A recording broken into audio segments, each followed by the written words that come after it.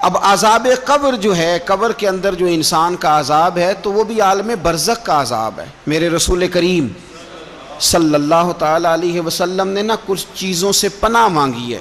خود حضور نے، رسول کریم علیہ السلام نے پناہ مانگی۔ حضور فرمانے لگے اے اللہ مجھے کنجوسی سے، بخیلی سے پناہ عطا فرما۔ اور حضور نے باقاعدہ پناہ مانگی ہے کہ اے اللہ مجھے ارذل العمر ہونے سے پناہ میں رکھ، جب عمر اتنی زیادہ ہو جائے کہ وجود کے حصے کام کرنا چھوڑ جائیں، اس سے پناہ مانگی۔ اور خود میرے نبی پاک علیہ السلام نے قبر کے عذاب سے پناہ مانگی۔ یہ تعلیم امت کے لیے کہ تم بھی پناہ مانگو عذاب قبر سے۔ قبر کا عذاب برحق ہے۔ قبر کے لیے تیاری کر کے رکھنا، اپنی قبر کو یاد رکھنا، مر جانے کو یاد رکھنا۔ حضرت سعد بن معاذ رضی اللہ تعالیٰ عنہ کا جب جنازہ تھا تو صحابہ کرام فرماتے ہیں حضور نے نماز جنازہ کی امامت فرمائی تو قبر کے تیار ہونے میں کچھ دیر تھی، تو رسول کریم صلی اللہ علیہ وسلم زمین پر بیٹھ گئے اور ایک لکڑی سے حضور زمین کوریدنے لگے۔ ہم محو انتظار تھے کہ اللہ کے رسول صلی اللہ علیہ وسلم سر مبارک اٹھائیں، ہمیں کو نصیحت کریں۔ فرماتے حضور نے سر اقدس اٹھایا تو حضور کی آنکھوں میں آنسو تھے، اور رو کے حضور فرمانے لگے، رو کے کہ اس قبر کے عذاب سے رب کی پناہ مانگو اور اس کے لیے تیاری کر لو، یہ بڑا سخت دن ہے۔ رو کے حضور نے فرمایا، رو کے۔ آج تو لوگ مذاق بناتے ہیں، کچھ فقیر صوفی درویش کہلانے والے بھی، وہ کہتے ہیں یہ جو مولوی بتا رہا ہے نا قبر میں بچھو ہوں گے، سانپ ہوں گے، یہ تو مولوی اپنی قبر بتا رہا ہے، ہمارا اس سے کیا لینا دینا ہے۔ خدا سے ڈریں۔ وہ چیزیں جو احادیث مبارکہ میں آ گئیں، جس سے نبی پاک نے ہمیں ڈرایا، ہمیں سمجھایا، آپ اس تنبیہ کو، اس نصیحت کو آپ اس رنگ میں لیں گے کہ مذاق بنایا جائے گا دین کا، بجائے اس کے کہ اس سے ڈرا جائے۔ حضرت سیدنا برا بن عازب رضی اللہ تعالیٰ عنہ ارشاد فرماتے ہیں کہ میں نے نبی پاک صلی اللہ تعالیٰ علیہ وآلہ وسلم سے خود اس بات کو سنا ہے۔ خود رسول کریم صلی اللہ علیہ وسلم نے فرمایا۔ حضرت زید بن ثابت رضی اللہ تعالیٰ عنہ بھی اس بات کے راوی ہیں، فرماتے ہم جا رہے تھے تو 5-6 قبریں تھیں، تو حضور نے فرمایا کن کی قبریں؟ ہم نے عرض کی یا رسول اللہ صلی اللہ علیہ وسلم یہ کافروں کی قبریں، یہ صحیح مسلم میں حدیث موجود ہے، کفار کی قبریں۔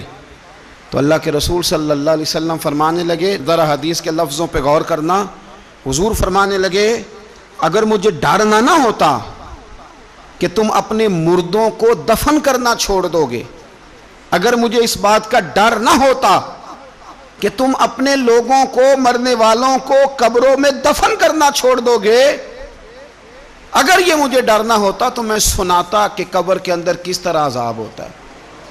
تمہیں دنیا میں رہ کے میں سناتا، پر ڈر ہے کہ کہیں تم اپنے مرنے والوں کو قبروں میں دفن کرنا چھوڑ ہی نہ دو، اس لیے میں تمہیں یہ بات نہیں بتاتا۔ اور میرے رسول کریم صلی اللہ تعالیٰ علیہ وآلہ وسلم نے پھر ارشاد فرمایا، اپنے غلاموں کی طرف نظر فرمائی، یہ بات کہہ کے کہ اگر مجھے ڈر نہ ہوتا کہ تم دفن کرنا چھوڑ دو گے تو تمہیں میں سنا دیتا کہ قبر میں کیا عذاب ہوتا ہے۔ پھر حضور نے صحابہ سے فرمایا چلو بھائی دوزخ کے عذاب سے اللہ کی پناہ مانگو۔ تو سب کہنے لگے ہم دوزخ کے عذاب سے اللہ کی، صحابہ نے کہا ہم دوزخ کے عذاب سے اللہ کی پناہ مانگتے ہیں۔ پھر نبی پاک صلی اللہ تعالیٰ علیہ وسلم نے ارشاد فرمایا تم سب کہو کہ ہم قبر کے عذاب سے اللہ کی پناہ مانگتے ہیں۔ تو صحابہ نے کہا ہم قبر کے عذاب سے اللہ کی پناہ مانگتے ہیں۔ پھر میرے رسول پاک علیہ السلام نے فرمایا تم کہو، سارے یہ کہو کہ ہم ظاہری اور باطنی فتنوں سے اللہ کی پناہ مانگتے ہیں۔ تو صحابہ نے کہا کہ ہم ظاہری اور باطنی فتنوں سے اللہ کی پناہ مانگتے ہیں۔ پھر میرے محبوب علیہ السلام نے فرمایا تم کہو کہ ہم دجال کے فتنے سے اللہ کی پناہ مانگتے ہیں۔ تو صحابہ کرام نے کہا کہ اے اللہ ہم دجال کے فتنے سے تیری پناہ مانگ، تیری پناہ میں آتے ہیں۔ نبی پاک علیہ السلام نے یہ الفاظ کہہ کے یہ بات بتلا کے ہمیں سمجھا دیا، ہمیں قائل فرمایا محبوب نے۔ تو یاد رکھنا، اس بات کو اچھی طرح سمجھ لینا کہ اگر مجھے ڈر نہ ہوتا کہ تم اپنے مردوں کو دفن کرنا چھوڑ دو گے تو تمہیں بتلا دیتا کہ قبر میں کتنا سخت عذاب ہوتا ہے۔ اپنے معاملات پر غور کریں۔